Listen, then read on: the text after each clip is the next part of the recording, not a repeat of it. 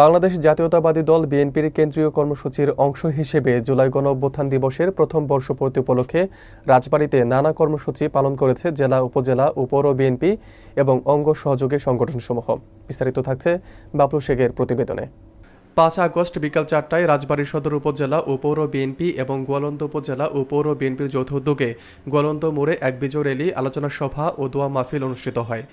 আন্দোলনে শহীদদের স্মরণে গোয়ালন্দ মোড় চত্বরকে শহীদ গণি চত্বর হিসেবে নামকরণের দাবি জানান নেতাকর্মীরা।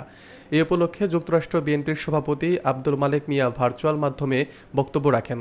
অনুষ্ঠানে প্রধান অতিথি হিসেবে উপস্থিত ছিলেন কেন্দ্রীয় কৃষক দলের সহসভাপতি ও জেলা বিএনপির যুগ্ম আহ্বায়ক অ্যাডভোকেট আসলাম মিয়া।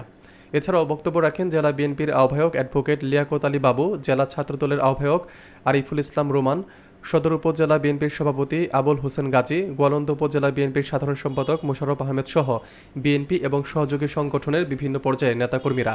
বক্তারা বলেন, গণতন্ত্র পুনরুদ্ধারে শহীদ গণির আত্মত্যাগের কথা আমরা ভুলিনি। এ চত্বর তার নামে নামকরণ করাই হবে শহীদদের প্রতি আমাদের প্রাথমিক শ্রদ্ধা। আলোচনা শেষে দোয়া মাহফিল অনুষ্ঠিত হয় এবং শহীদ গণির স্মরণে তার সমাধিতে শ্রদ্ধাঞ্জলি অর্পণ করা হয়।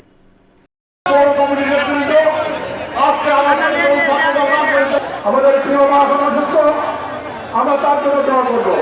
ভারপ্রাপ্ত চেয়ারম্যান জনাব তারেক রহমান সাহেব একদলের হাত ধরেছে।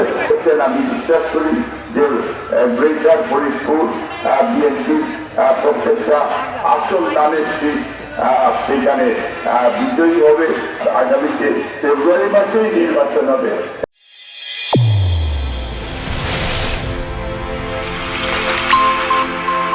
চ্যানেল A1 হৃদয়ের স্পন্দন।